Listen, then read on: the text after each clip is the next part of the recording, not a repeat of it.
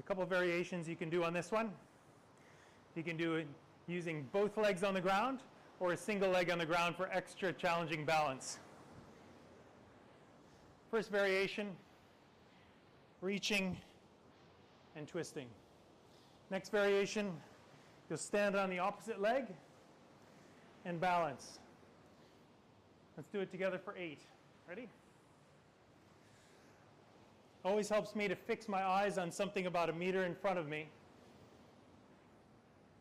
Keeping my back nice and straight. My balancing hand out to the side. Okay, and then switch to the other side.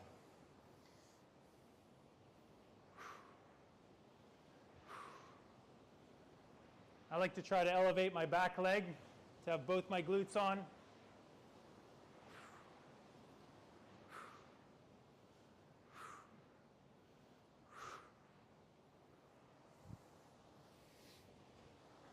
Again, try to do 8 to 12 repetitions on each side and pick a weight that's appropriate for you.